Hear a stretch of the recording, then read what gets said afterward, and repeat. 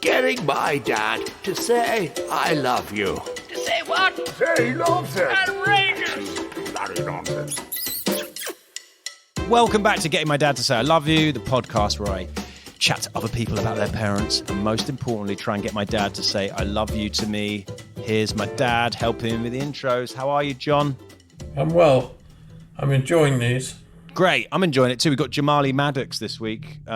Probably not a comedian who's in your stratosphere of what you watch. I don't think I've met him. You haven't met him? It doesn't mean unless I was drunk or something and saw him at Edinburgh. And that might be there's a fair chance of that. That could have happened. He's been on the show Taskmaster. You've watched that? No, so that's not a DIY show, is it? No, it's not. It's where comedians do challenging but amusing tasks. No, I haven't seen that. Is that good? Very funny show. He's also in a show. He did a show for Vice.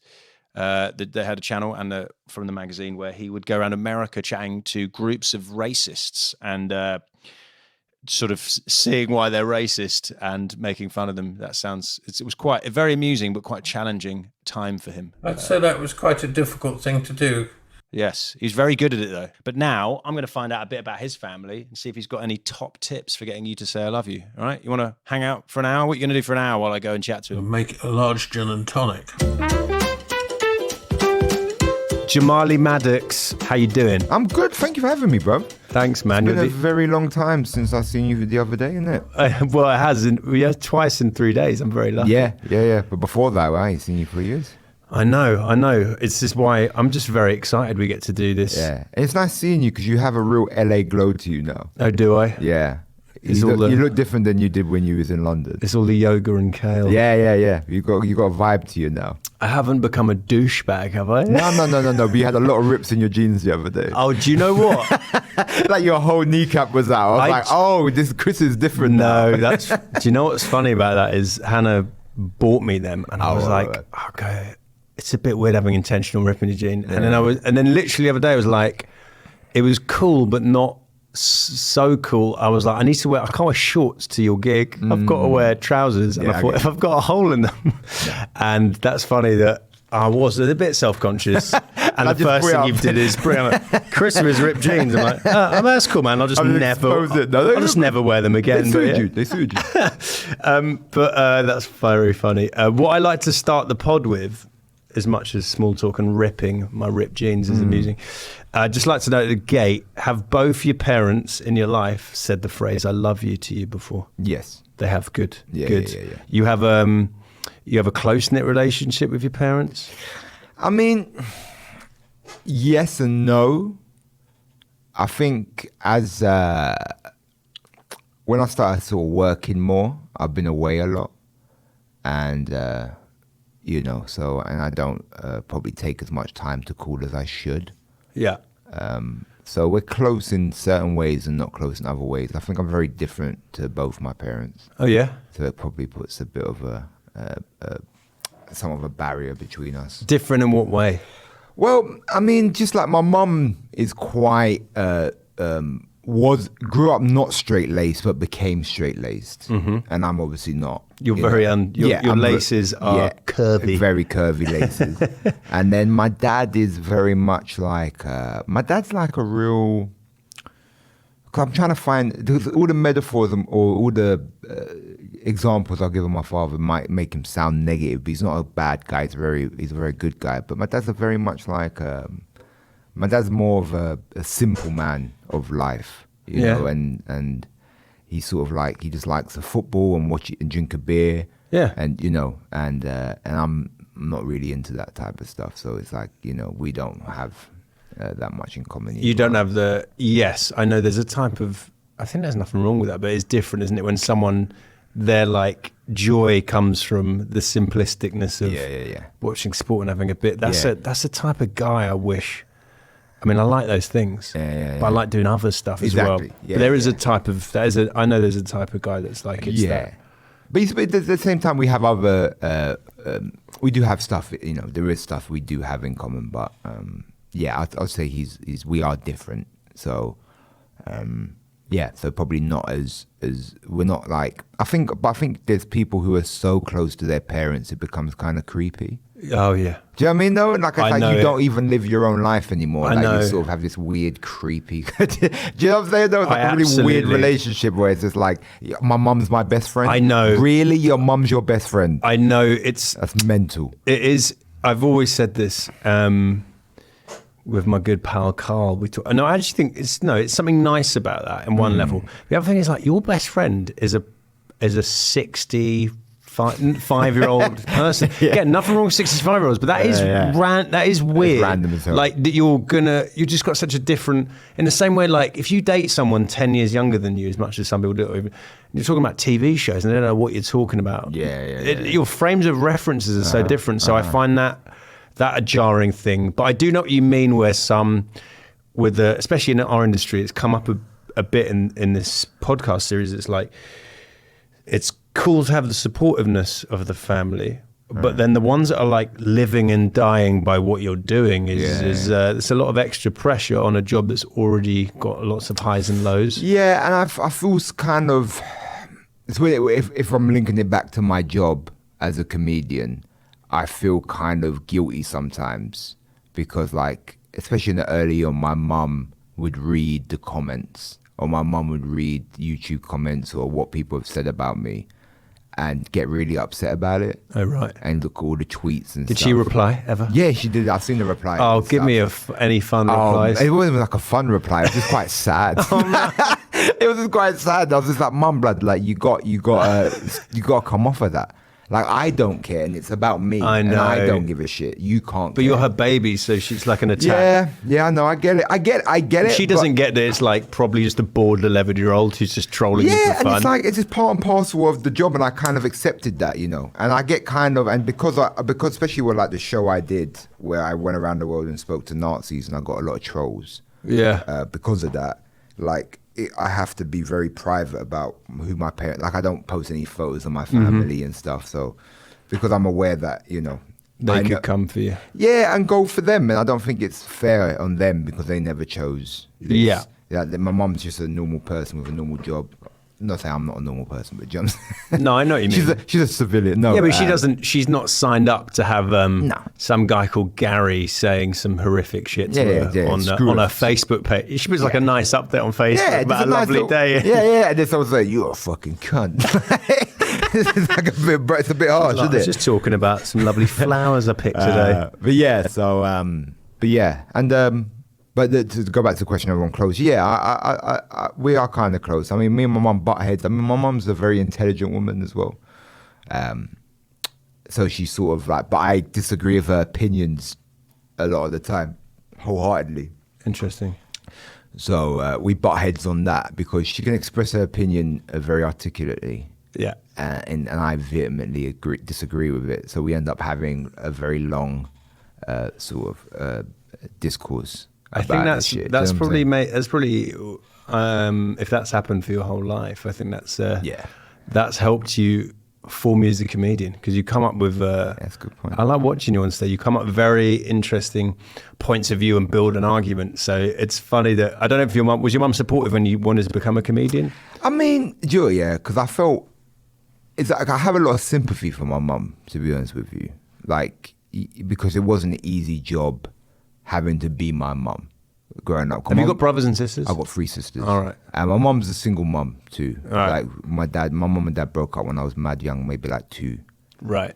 And so she was a single mum, worked full time. So I was sort of raised a lot by my grandma. Interesting. My mum would leave work at, my mum would leave for work at 6 a.m. and come back at, 8 o'clock at night.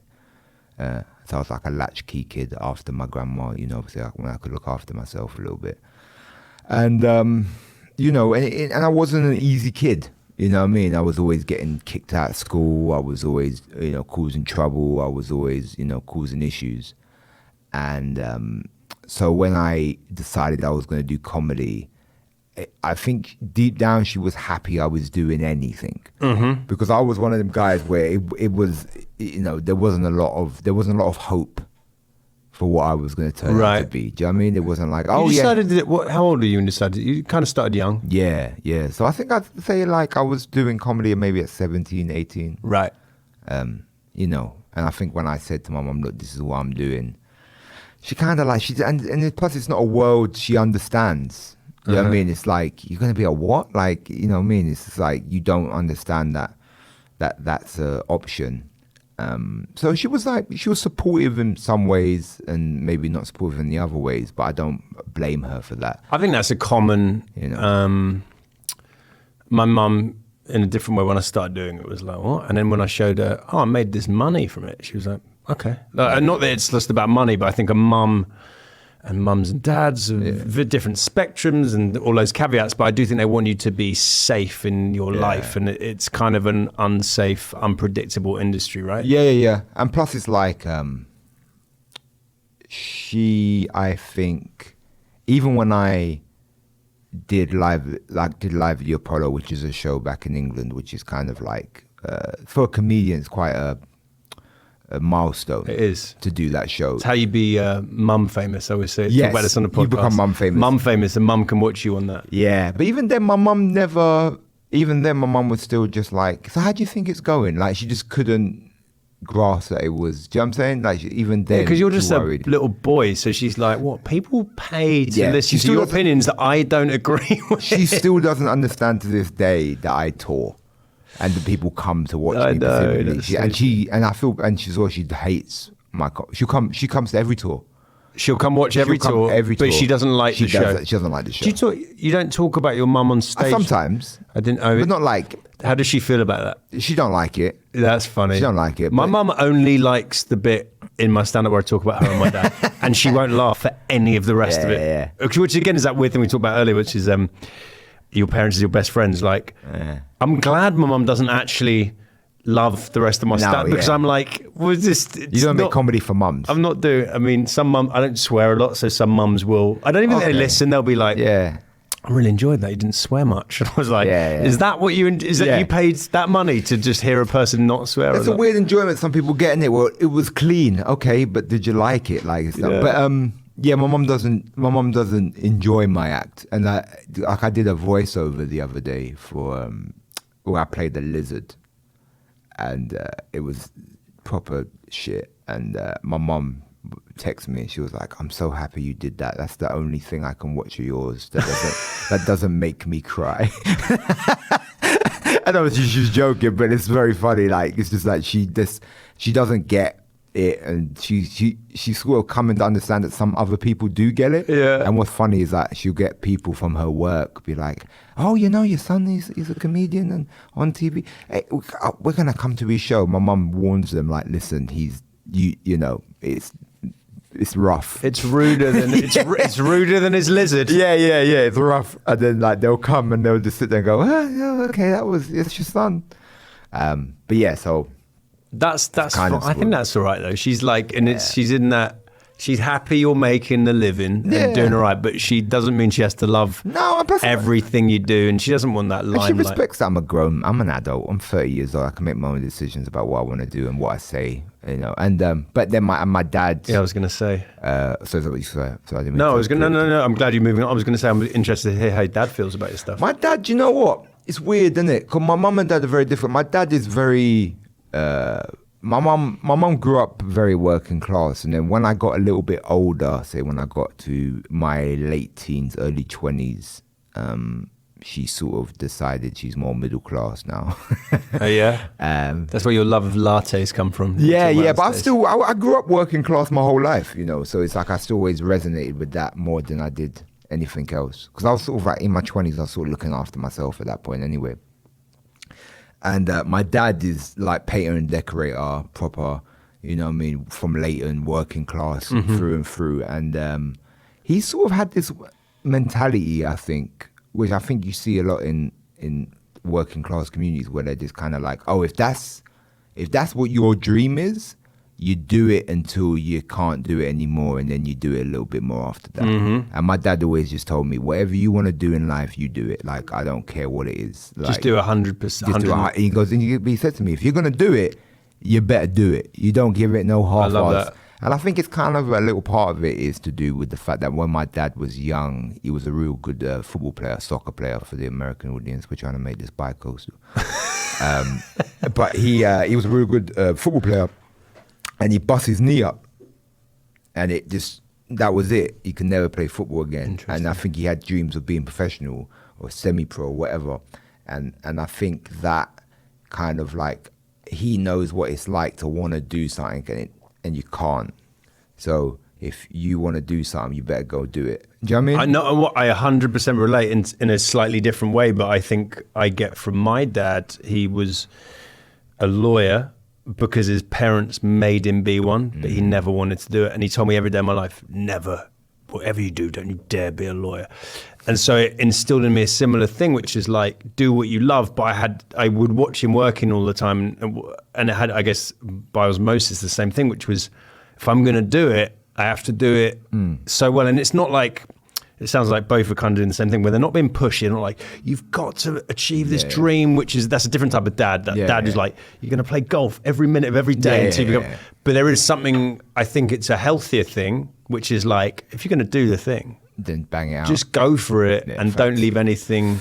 Because a thing that all the comics on here I've interviewed of, as much as some of them, you just get up stage, you fuck about. Like, everyone is successful, and they're successful because of a work ethic, and that's interesting that comes mainly from your dad. Sort of. I mean, obviously your mum's going to be a hard worker as well, but that is interesting. That stuck with you though. That like, as soon as, because if you're 17, 18, you decided to do it, and obviously you've risen to a really nice point in your career. You must have been like, because there's loads of comics that we've come up with and seen who, in some ways, I don't know if you agree, you think, oh, they're pretty, expect different stages, they're better than me, they're funny. Yeah. And then they fall off. They fall off because you have to constantly be grafting and changing it up and keeping it fresh as well. Yeah, I guess so. I don't know. It's like, my mom's a ridiculous, like, my mom's like one of those people where growing up, she was working 12-hour shifts and, you know, to make it happen and to put food on the table. And, you know, one thing, like, we never grew up rich. And I didn't realize how much money we didn't have at times because my mom never let me see that. Do you know what I'm saying, though? Like, there was always Christmas presents under the tree. Yeah. There was always... She put you guys first. Yeah. And my mum went without a lot. So it's like that sort of really hard, just graft working. I think I get from kind of both of them, and probably more so my mum, because that's who I grew up with. That's who I saw. Well, I only saw my dad on weekends. Right. Growing up. And then when I got a little bit older, I could go to his house when I wanted type vibe, you know, because it was just down the road. But so I was sort of raised more with my mum, and I sort of saw my mum more. And I sort of, you know, that's the sort of thing that I think I probably got subconsciously. Yeah, I think that's the thing, isn't it? You don't even, they don't have to say, work hard every day. You can just watch and you go, oh shit, she's doing that. There's no reason I can't do that. Yeah, I guess so. I mean, in actual fact, I think that's one thing about my mum is that she probably, because I don't work as hard as I can at this job. And I think my mum kind of sees that and knows that I'm not. Interesting. And probably tells me to graft a little harder. Don't we all think that though? Don't we all go, like, there's all these hours in the day, but then you forget with a job, it is like mentally quite tiring. Yeah. Like, not to just like pat ourselves on the back. We should have a rest. We should. No, but like, and again with this job, it's not like just clock, 10,000 hours. I agree in principle with that a lot of the time. It has to be purposeful practice. And also you have to like live a life, talk about your life on stage. You can't just be facts. You got to live a life, and you also got to let yourself have time to think. Like I was with my ex, and she was like, I need to get some work done. So I need to get some work done too. And I started watching TV. And she goes, aren't you getting work done? I'm like, I'm thinking. That's my job. It's true though. My job is to sit here and I'm just going to think for an hour. I know. That's my job. And you know, she didn't understand it. She did not know. That's being an ex. But yeah, man. But yeah, so I think that hard work mentality of just, you know, constantly grinding came from, you know, just, my dad kind of instilled that into me of like, if you want it, you know, just do it and go for it. And I think my dad's real, you know, like I think both my parents are very proud of me, but I think my dad in particular, like, you know, I think he enjoys it a lot, and he comes to the shows as well. When you get good career, when this has come up a few times, when you get good career news, do you call them straight away? Do you tell them? You don't? No, I don't really talk about my career with my parents. Interesting. Like maybe sometimes if it comes up, but I try not to. Like I don't really. That's very healthy. Yeah, I try to like. It's way healthier than me. But then you know the sad thing is I think my mum would hope I did tell her more about my career. But it's just for me, it's like I have to just see it as my life, or it becomes too surreal for me anyway. Yeah. Or it becomes too all encompassing to my whole life. And there is like, you know, I need them to just be normal and not care about my job so I can switch off from it. Do you know what I mean? But I guess it's like, you know, I don't know. But I don't call them when I get career news now. Interesting. I don't call anyone really. Yeah, is that like there's always that, there's some people who, there's the other end of that spectrum where they're like on Instagram will be like, guys, and I just see that and I'm like, yeah, you did, Yeah. It's like a game, isn't it? Some people go, I've done this and this. The people that get a pat on the back, and I want people to go, well done. And like, what are you doing this for? Like, ultimately, it is for ourselves, right? You want to get the satisfaction from doing it and getting more stuff. But when I tell my parents, I think it's a lot of... you tell your parents when you get something? Especially because when we're out here, I think it's a bit like to be like, we're not insane. Like I haven't moved to another country and I'm just like on the dole or something. You know what? It's kind of like, especially that you've moved to LA. Like, so you see your family like, oh, where's Chris gone? He's moved to Hollywood. To try and be famous. Because there's loads of people that move here and do other stuff. It's I know. There's a person that moved here. I don't know. I won't give too much details, but she was like, we met her when we first came out here through needing to rent a car. Yeah. And renting a car for a month. Like, you come for a month and do pilot season or whatever. And renting cars expensive. It's bad money. But this woman just like had this, I don't know what it was, but I'm pretty sure they were like just secondhand cars. I don't think it was either they were stolen or like Hannah like smashed one like once. She went, oh, I've hit this. She went, Dad, don't worry about it. And it was like $500 a month for a car. And I was like, all right, and they were like 3-door like hatchbacks in LA. Yeah. And I was like, but I'm sure came over to be an actor and is now doing that. And there's nothing wrong. However you want to make a living, you're fine. But I think anytime anything happens career-wise, I'm like, just so you know, we're not selling stolen cars. We're. I think if people move to LA and they move here just to work in IT, I think you're mental. Like, unless you're coming here to do... there's better cities to live in. Just to live a normal life. Sunshine and the work are the big things here, right? Yeah, but unless you're coming here to make TV, I'm not living out here. I'm going to move to LA to be a plumber. You're mental. move to Chicago or something. Sorry to any plumbers out here you need people. People in TV need a plumber. That's very good. No. It's just the fact of like, if you fully move from another country, it's hard to get a visa. Well, just to live in LA, it's not. I know what it's you not mean. The best city. I'm saying there's better cities. I understand where you're coming from. There's things I miss about other cities, but I do like. Yeah. The work's a big part of it. Of course. What was I going to say? So if we go back, then you mentioned your grandmother. Is she still with us? Yeah. Is she? How does she feel about you doing this? If she's the one that you feel was like around a lot. Yeah, she's. She cuts out all the. She cuts out the newspaper stuff. There we go. The newspaper, she'll cut them out. And that's sweet. But the thing is, she doesn't like. She's a bit old now, so she'll cut out even the bad ones. Like she puts up your 2-star reviews. Yeah. Like she'll cut out like my 3-star reviews from like the Times. I'm like, for fuck's sake, grandma.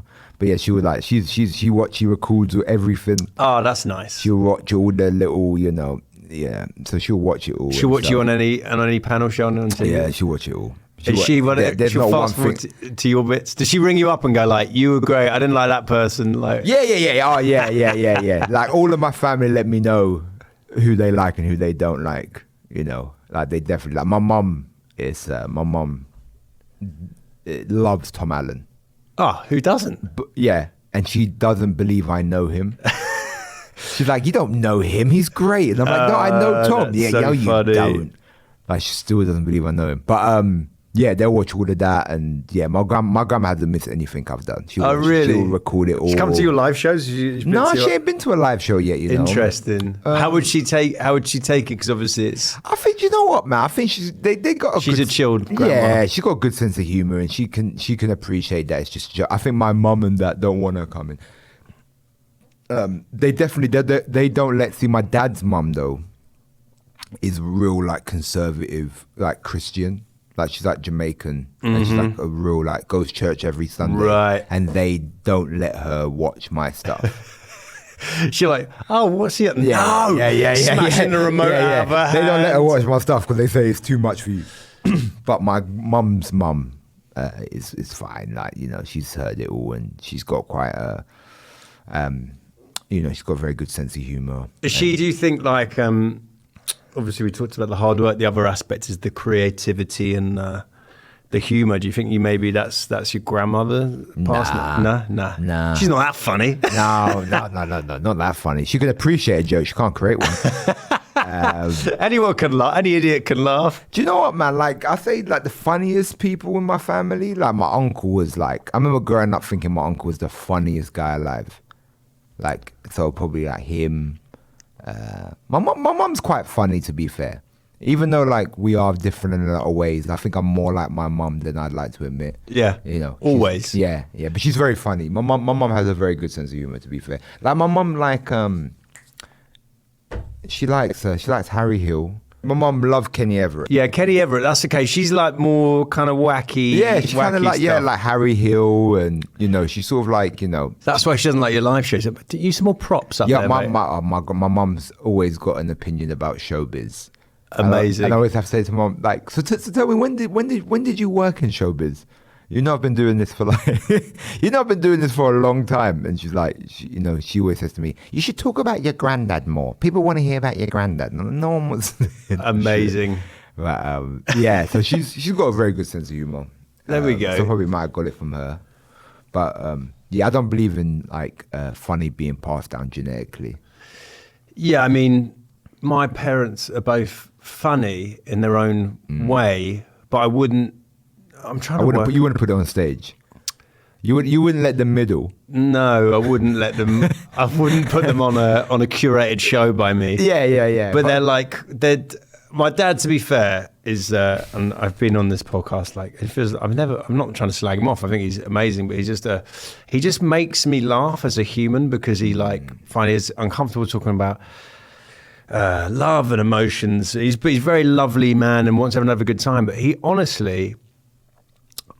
It's like he got frozen in time from the age of 12, but is in a 66-year-old man's body. Like the way he's just like happy-go-lucky. He's like useless at like practical. Doesn't know how to use a washing machine. Or he's just like he's a big adult baby, but lovely. But he's never been. And one thing I actually think is a great thing that he passed on to me, which loads of comedians don't seem to have, is. We can all be thin-skinned and we don't like, but I honestly you could pretty much say anything to me, like in terms of like rinsing me, and I just find it funny. But loads of comedians quite sensitive, very sensitive. Yeah. But he has very good sense of humor about himself, very self-deprecating. Yeah. And I think that's actually an important thing. American comedians have it less than British ones. Not criticising them, but I'm just saying they don't laugh at themselves as much. But I think that's a healthy thing to be passed on. Yeah, I mean, it's quite a British culture thing that they don't have here. Like if I'm on stage here, I got the whole thing of even if the show's going well, I go, fuck, this is going terrible. And in America, they go, no, come on, keep on trying. Yeah, they're like, don't give up, man. Yeah. But in England, they go, yeah, you are shit. You know what I mean? And I think we have that kind of much more of a self-deprecating thing. And again, because like my mum, would always, my mum would say, like, shut the fuck up. Or, you know what I'm saying? Or, shut up, what the fuck are you talking about? Do you know what I mean? And it's not in like a malice way, but it's just in like a, She's like, you're talking too much. Just shut the fuck up. Yeah. You don't know what the fuck you're talking about. And so it gives you thicker skin. Yeah, I think that's good. Was your parents strict growing up? Oh yeah, I was going to ask you that actually. Oh, sorry, man. No.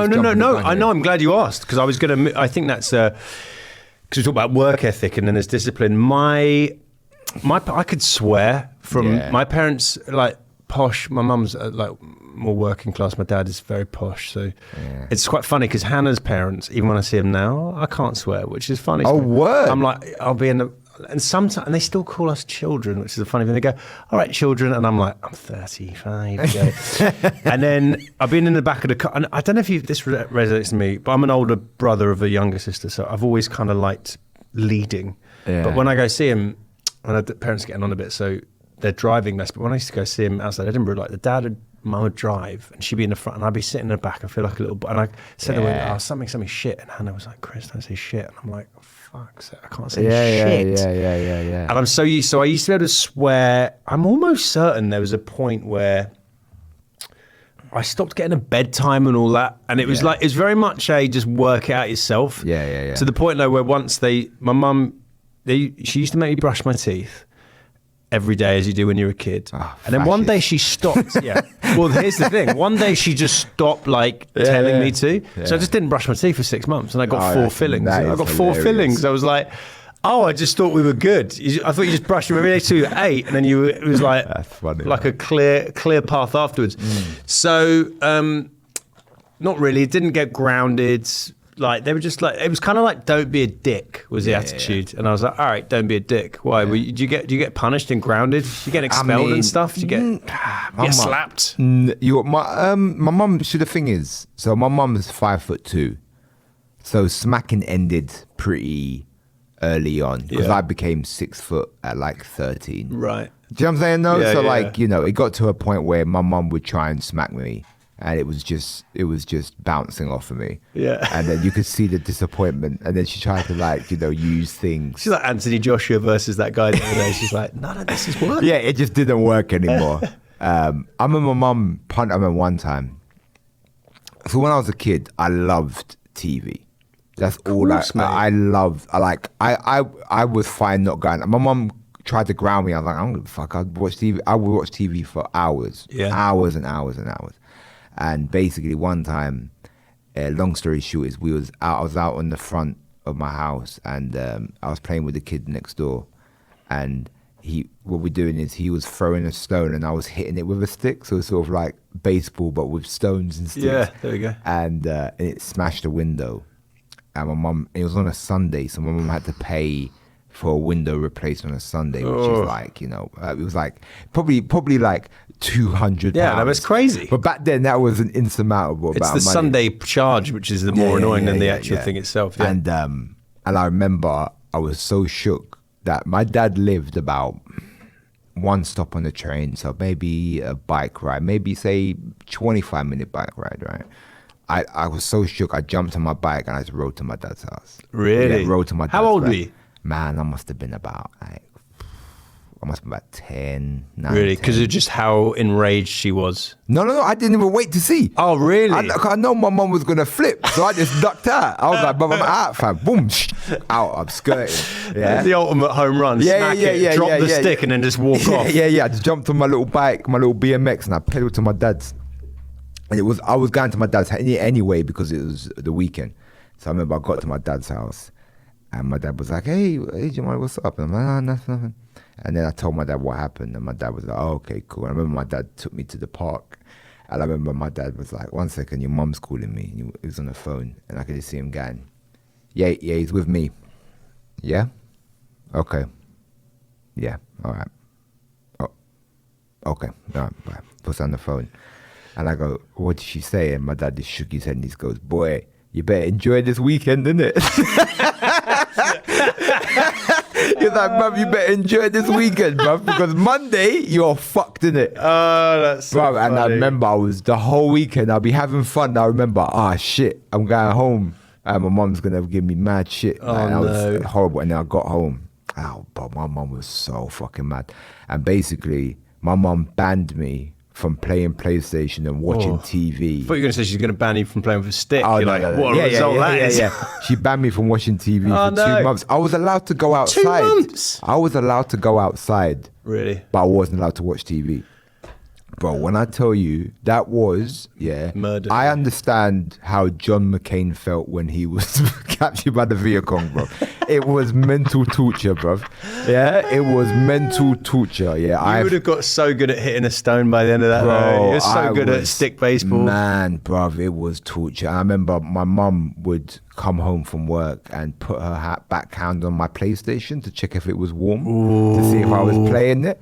Bro, it was the worst punishment. So she did shit like that. My mum was like, my mum tried to be strict, but me and my older sister were hooligans at that point. Really? So when we got to that age, like 13, 14, when you're becoming, a teenager, and you either go one way or the other. We went one way and it was just bad. And so even my mum where we were naughty, my mum tried to be more strict, and where she was trying to be more strict, we just became more, well, I'm going to do it anyway type. Right. And did she just pivot to the younger sisters? Like, these guys are lost causes. Well, you know what? My mum so there's a gap between me, my sister, because my mum remarried, so it's me and my older sister, and then my other two sisters. There's like quite an age gap. So I'm 30, and then my other sister that's younger than me is 21. Okay. And then my other sister is 16. Right. So it's a bigger age gap, right? So my mum was older when she had them. So she let them get away with way more shit than what we got away with. Because it's just like, she was just older then, and she just kind of, She'd seen what you guys had done and was what I mean? It can't be worse than those two. I think that was a lot of it, because I think they're more well behaved than us. But at the same time, it's just my mum was just, my mum's an older woman now. Because you understand, when she had me, she was 23. Yeah. So she had energy to tell us off. Yeah. Do you know what I'm saying? Of course. But then you get older, you don't have the energy to be like, you know what, yeah, I could go to the party. I don't, but. They're like, just don't die. Yeah. Don't die or kill anyone. Yeah, I'll say when I was young, my mom hates this, and if my mom ever listens to this, I'm very sorry I said this. Do you know who reminds me of my mum a little bit when I was growing up? Tell me. You remember Malcolm in the Middle? Yeah. The mum. Wow. That's kind of how my mum was. Interesting. But then on the flip side, my dad, it was Lord of the Flies. Really? You did whatever you want. Like my dad, That's a common, it's the common dad, relaxed dad vibe. Yeah. It's like, that's hard though. If you're going to you're going between the two every week. Yeah. It's a weird, and it's just like, even the whole family on that side, it's just kind of Lord of the Flies. There's certain things that on that side of the family was just fine, and it's kind of culturally fine, and you could Right. you know what I'm saying? And you're like, now you look back at it and go, we shouldn't have been doing that. Yeah. Come here, son.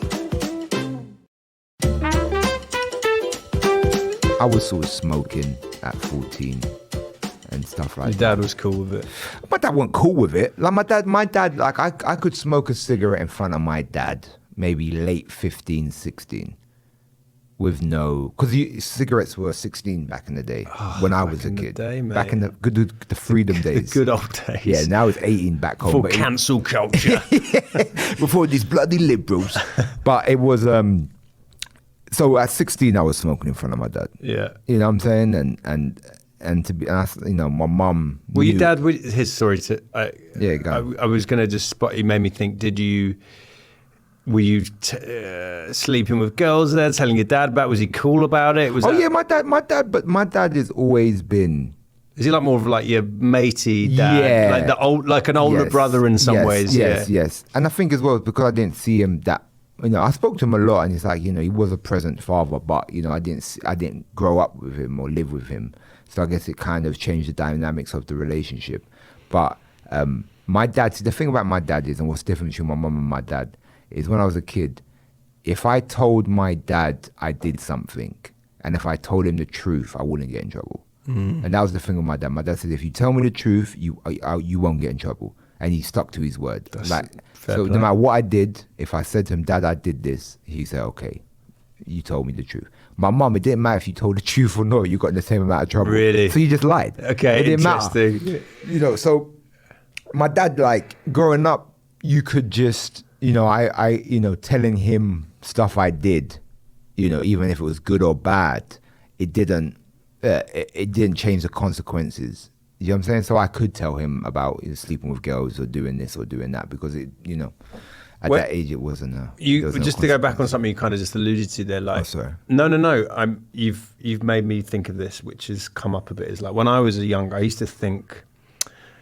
I think this is normal with boys anyway. Oh, my dad is like, he's pretty fun and he's having a laugh, and then my mum's fucking nagging him and shouting at him and putting more rules in place. I get you. And now I'm older, I'm like, no, actually, she was really good at her job. She was and he was like a bit of an arsehole. Yeah, like, I get it. But I love him. 100% what but you're saying. like, but you realise that it's almost like not a bad comedian, but like. You can making a kid laugh by doing some shit that would never like. If a comedian, you said it like a joke to a kid and they like loved it, and then as an adult you'd be like, that's not very good. Yeah. But that's the same sort of thing in the parenting. I'd be like, it's so easy to like make a kid think you're cool and fun. It's like, and maybe I've got that from my dad. It's like I want people to think I'm a fun, nice guy. And it's the popularity contest thing. And that's why I was going to bring up this point. That's why I have sympathy for my mum a lot of the time, because my mum had to be. Because my mum was a single mum trying to raise a man. Mm-hmm. Do you know what I'm saying, though? Yeah. And she's a very strong woman too. My mum ain't no fucking pushover by any stretch of imagination, but she's trying to raise a man, and a man that is naughty, and a man who's bad, and a man who's doing, misbehaving a lot, and not. Could go on the bad track so easily, and growing up in not the nicest area, so there's all that stuff around you, and and my mum, I feel terrible, man, sometimes, because it's like the horror and the worry my mother must gone through. I know, you know what I'm saying, because I grew up in East London at a time where it was the postcode wars, and in the postcode wars were basically just stabbings.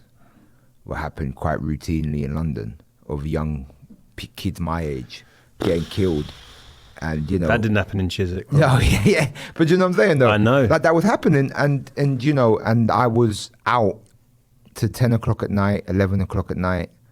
You know what I'm saying? My mom don't know where I am. Mm-hmm. She don't know what I'm doing. I'm at 12 o'clock at night. She must have been scared regularly. Do you know what I'm saying? I feel bad, and I wasn't doing that. I wasn't out here. I'm not pretend I'm out here fucking gangbanging, but. I wasn't, I was out, and I sort of have a lot more sympathy for my mum, and the fact that my dad it was easy for my dad to be hey, yeah, fucking smoke, because he didn't have to live with us. Of course. He got to give us back on the weekend. He got 20 minutes set Jamali. Yeah. Not 1 hour Edinburgh on a Tuesday night, 3 weeks into 100%. The festival. And my mum had to be the discipline, and my mum had to be the sort of the prison warden. And my dad got to be the entertainment. So yeah, I feel, I do feel kind of more sympathetic. I think that's right. You can't feel too bad because that's just who you were as a kid. But you're right. I do think that's an interesting thing as we get a bit older. That clarity of like, oh yeah, I that was the narrative I had at the time, and now I'm like, definitely as I've got older, I'm like. Love them both. I'm like, I sort of sympathise way more with my mum. Yeah, but the older I get, as the more you worry as an adult, I'm like, cool. She was just trying her best. And my mum instilled me with a lot of morals that I still hold on to this day, and it kind of made me the person I was. Do you know what I'm saying? Like she instilled in me some like moral values. Did she have any? Like catchphrases or phrases, or do your dad that have stuck in your head? There's one that my what is it? My favorite one my mum said, and we always take the piss out of it. Me and my sister is. I'm not being funny, but this is a joke. I love that one. I'm not being funny, but this is a joke. When she's pissed off. Yeah. I'm not being funny, but this is a joke. One of my favorite ones. I love it. And my dad is not my business, not my problem. That sounds just from you describing them, the perfect catchphrases. There's some of their different parenting styles. Not my business, not my problem. That's what my dad said. Say something happened, like you go, man, did you hear about did you hear about this person got this guy got this girl fucking pregnant, he's got a wife, and my dad would go, shit, no, my business, not my problem, bro. Like, that was my bad, but my what else did my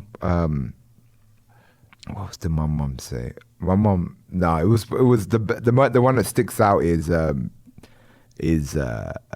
not being funny. I'm not being funny, but this is a joke. I love it. And she still say it now? Yeah. She'll still break it out, and we'll fucking burst out laughing. And one of the things that was like a signature move, I know this is not a catchphrase, but a signature move is when me and my sister, my mum used to have a Ford Fiesta. I remember it was a white Ford Fiesta with my first car, red one though. Big dent at the back from when she backed into a lamppost.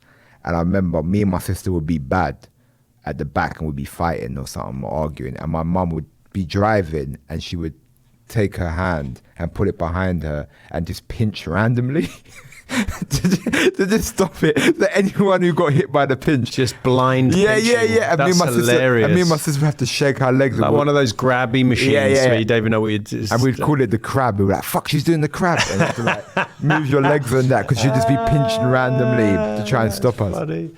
I was going to say, actually, this is going back a few points, but another thing that's popped up a few times.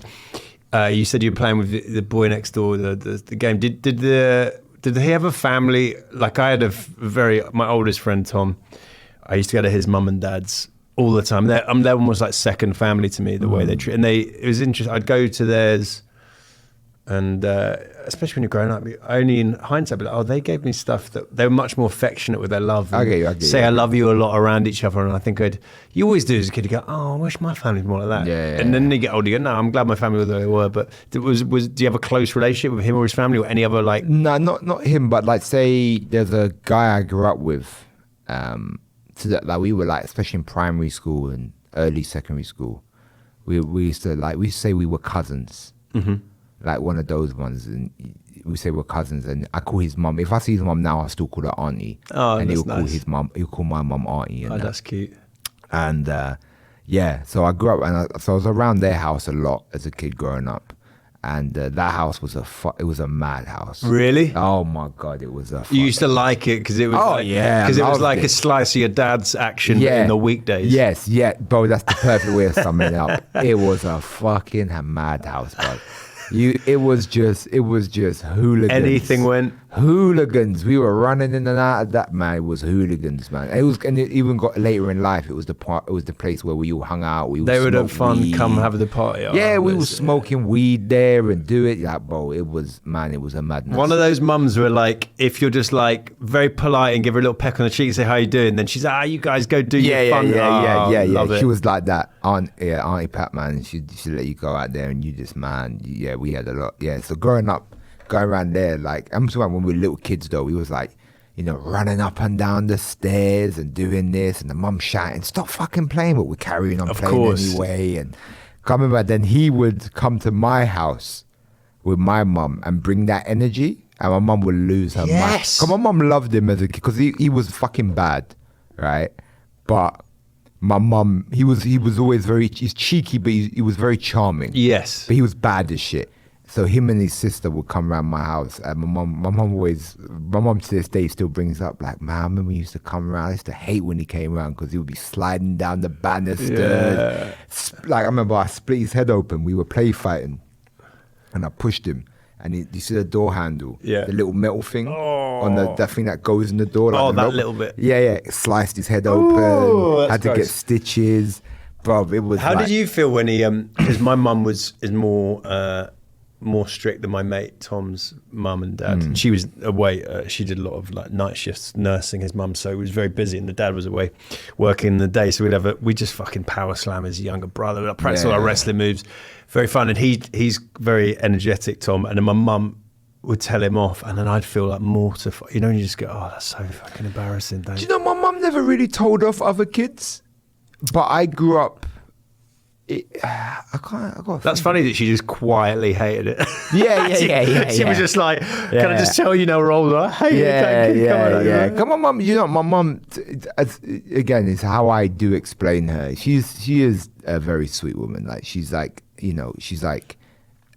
anyone I brought to my house, she's very loving. She's very like, oh hey, she's like, You know, it's like if I brought you around to my mum's house, she's like, do you want to eat something? You want to drink? What do you want? You know what I'm saying? Relax. How you doing? You good? You know what I mean? My mum's very like that. So my mum would just sit there and hate it in silence because she knew it was my best friend. You know what I mean? We're kids. You know what I mean? She's not, you know, she appreciates that we're just little kids. But my mum never really told off other people. But I didn't find it as shocking because... especially on my dad's side of the family. On my mum's side, it was very different. My mum's side is you disciplined your own kids. Right. You know what I mean? Like my auntie didn't tell me off. You know what I'm saying? Yeah. But on my dad's side, there was so many of us. Anyone, if you saw a kid doing something bad, they told you off. Any small human need could be told off. Man, I remember one time I told my auntie, you can't smack me, and she smacked my ass. Really? And I lost my mind, bro. I was like, you can't do this to me. But yeah, that's hilarious. Yeah, but because it was like just I picture a house of little humans and just like hands flying. Yeah. Like a game of gladiators. Yeah, that's the way it was, bro. It's just you just had to, you know, because it was like on my dad's side. So on my mum's side, I've got 4 cousins. Mm-hmm. On my dad's side, I have about 40 first cousins. What? And all of them have a kid. Oh my God. And then some of their kids have kids. Christ. Do you know, so 40 cousins and all of them have minimum, like majority of them have minimum 3 kids. Mate, your family tree is a fucking Huge. redwood on that side. It's so massive. Huge. But then there was sort of that weird kind of, it's a cultural thing though. Yeah. Because it's sort of like, it takes a village to raise a child type vibe. Right. You know, it's sort of like more of an old school mentality. Like on my dad's side, so my godfather is my dad's best friend growing up. And I love this guy, man. He's a Mark. I fucking love this guy. Mm-hmm. He was a real like, he collected comic books, but he was like a fucking like, he was the first guy who had comic books that I ever saw. And I used to love going there, look at him. And he was like a fucking tough cunt too, man. This guy always scrapping, just, do you know what I'm saying? But like, lovely guy. Yeah. But just, you know what I'm saying? I know those people. Yeah, do you know what I mean? Well, though? He's always scrapping. Great guy. He went to prison for 2 years for assaulting someone, but a lovely guy. I loved him, man, and he would do anything for me. And to this day, you know what I mean? He would do anything for me. And you know, I loved him. And I still do love him. And I remember when I was a kid, he taught me one of the biggest lessons I've ever learned. I remember I was a little kid. I must have been about 5, 6, and I still remember it vividly. I bit him on his hand. Ooh. And he says to me, "If you bite me again, I'm gonna fucking bite your back." I said, "Bro, you can't bite me." I bit him. He bit me on my hand.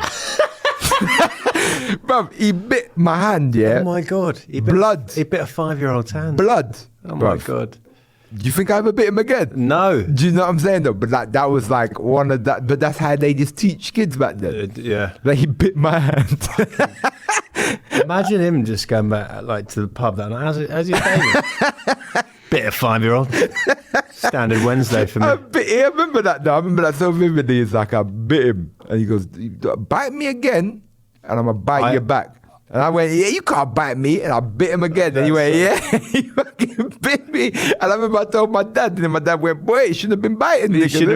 Why are you biting people, Why are you with your baby teeth biting an adult with his big old grown-up teeth? That's a stupid battle. You're never going to win. Why are you biting big man?" I'm just finding that extra funny imagining out here because LA has obviously extremely overly. What's the type of parent where they're just don't say no. Don't say no. Yeah. You're talking about getting bitten. Yeah. He's like, didn't say no. I just bit him. But that's a different mentality. It was just a different, because it was that whole vibe of it takes a village to raise a child, and Godfather meant something, and it was like, no, you have a duty to raise as well. Do you know what I'm saying? Yeah. Like there is a certain thing, or even though, you know, you look back on it and it's funny, and there's stuff I really disagree with it. Because me personally, like, you know, you wouldn't bite a 5-year-old. I wouldn't bite a 5-year-old. I wouldn't smack my kid. Yeah. It's just not me. I got smacked as a kid. I mean, my dad, not like I'm not going to pretend I got beaten. No. But I got smacked, and I don't agree with it. Do you still remember? I got hit once by my dad. Oh, no way. Never. I think I was a really. I'm not advocating it. Yeah. But like, no. But I mean, I deserved it, and I think I'm not advocating hitting kids, but I'm just saying that in life I try to not get in scenarios that would. I think when I was through, I was like, oh yeah, if you are a complete arsehole. Yeah, you're going to get the consequence. Which you shouldn't do stuff out of fear, but like you shouldn't be nice out of fear, but. Yeah, I was just like being a dick about it. I wanted to go to a water park or something, and I was like complaining and crying. My dad was like, if you do it again, I'll clip you around the ear. That's old school smacking. I was like, what is clipping around the ear? And it's like that. I was like, oh, all right, I'll shut up. But I just, me personally, it's not what I'm going to do. If you want to do that to your kid, bro, that's your business. And me personally, I don't want to smack my kid. Just for the record, I'm not going to hit my kids. You say that, Chris. I'd wait till they start complaining about the water park. Mate. I remember it's weird, funny stuff that you sort of complain or cry about. I remember when I was a kid, I said this to my mum. This is like, what a piece of shit I was. I think it's probably the most horriblest thing I've ever said to my mum. I was a little kid and I wanted to be a pro wrestler. Oh. And I begged my mum to send me to pro wrestling school, and it was like £1,000, and my mum didn't have the money. I didn't even know there was a pro wrestling. Yeah. What, the one in Norwich? No, it was one in Bethnal Green. Oh, quality. A Lucha Libre school, and I begged my mum. I said, "Mum, please send me to wrestling school." My mum was like, "I'm not fucking sending you to wrestling school." And I looked her in the eyes. I said, "You killed my dream." Wow, that's such a dark. Yeah, I know. How old were you? About 11. Oh, what a dark thing to say to your mum, like, "Yo, mum, you killed my dream." There we go. Horrible, isn't it? What a little spoiled little brat that was, isn't it? That's an early seed of your. This is a link to that in comedy. You've wanted to be that performer for a while. Oh yeah. I was into it from a young age. But yeah, I just remember saying to mum, "You killed my dream." My mum laughs about that. My mum laughs. That's funny. I remember when you always got arrested at school, you told me that you killed my dream. Did you say that on stage? That's a funny bit. No, I've never said that. That's funny. Just like kids say the meanest things, but like that's not even like cussing someone. That's like making someone feel sadness. It's so. You killed my dream. Your mum was like, "Oh yeah, all right," and then pretty much cried. It's quite emotionally kind of manipulative, right? Just be like, "You killed my dream." What a horrible little fucking brat that was. Oh man, you can link from that to this nicely. I think that's a kind of a comically harsh thing to say to your mum. But what I like to do, two things at the end. If your mum and dad were listening, or your grandmother even, is there anything you'd like to say to them that's like? It could be. It's generally been positive. It's a positive podcast. I say thank you. Yeah. I say thank you, man. 100%. I say thank you, and even though I'm not there, I'm there. Yeah. And that's lovely. Yeah. That's really nice. That says a lot in a few words. And then the other thing we like to do, I'll play this to my dad. He's going to jump on at the end. So my dad does love me. I know that. Of course he does. He just is a dude. He doesn't like it. Doesn't like being put on the spot. Is there anything you think you could say that might encourage John Martin to just relax and just say I love you? John Martin. I don't know how much Chris is going to be happy with me saying this, but if you really can understand, it's hard to sort of touch into those emotions. My advice would be is to go and buy MDMA. And you should take MDMA with your son. Oh my God. And you will hug your son and you'll be able to express your feelings. I think, and I know you're pulling back and going, I ain't going to take no MDMA. Why not?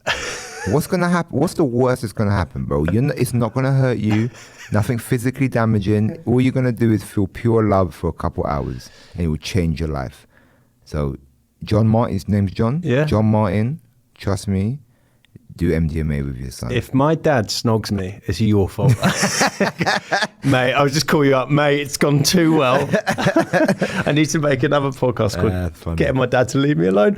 Mate, that's brilliant. And unsurprisingly, you're the only person to give that advice. Oh, really? Yeah, great. But I love it. Before we wrap up properly, anything you want to plug to listeners? I'm on all social media. It's my name, Jamali Maddix. And yeah, I mean, I got a tour in the UK coming up in January to May.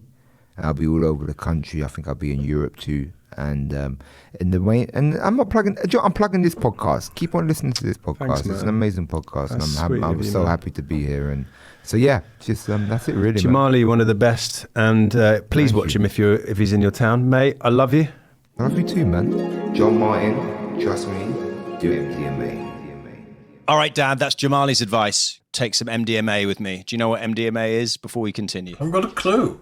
It sounds like something on a computer. No, it's not, Dad. It is a narcotic, commonly known as ecstasy, probably back in the day. All right. Have you ever taken ecstasy before? No. Have you taken any drugs? Well, I've had dope when I was younger, but who didn't? Who didn't? Yeah, it's interesting because I went and saw this. They asked me these stupid questions, the doctors. They said, do I smoke? I said, no. Mm-hmm. Do I drink? I said, yes. And then they asked me, do I take recreational drugs? And I said, no. That's a funny question to ask of you. I don't know. Having to seriously ask you that is making me laugh. And then they asked a really silly question. The really, really silly one was, how many pillows do you sleep on at night? And I said, either one or two. And he said, how many years have you been sleeping on one or two pillows? And I said, I've no idea, about 60 years, I suppose. But he didn't explain to me why this was totally important question for... I agree, that would really confuse me, that they drilled so far into that question. Well, exactly, as it followed after the question, did I take recreational drugs? Did sleeping on one or two pillows have some bearing on my non-taking of recreational drugs? That's funny. MDMA is ecstasy, a thing that you take that makes you very happy and very full of love, and you would hug people. And I only know this, Dad, because I've been told about it. I have no first-hand It sounds like some dodgy thing you get in a nightclub. It is. It's called Mandy, commonly in the UK. It's called Molly in America. Those are the nicknames for it. Would you be up for taking it out of me? No, certainly not. All right. I'm not going to say I love you at a rave after having what did you say it was called, a Mandy? That would have been a really good end-of-season finale. What, for saying right, Chris, we'll go off to a rave and have some Mandy. I love you. There we go. That would have been that would have been the perfect way to end the first season. But all right, well, just let's come back next week and see if we can get that final thing sober from you then. Yeah. Dad, I love you. See you next week. A podcast from producer Paul.co.uk.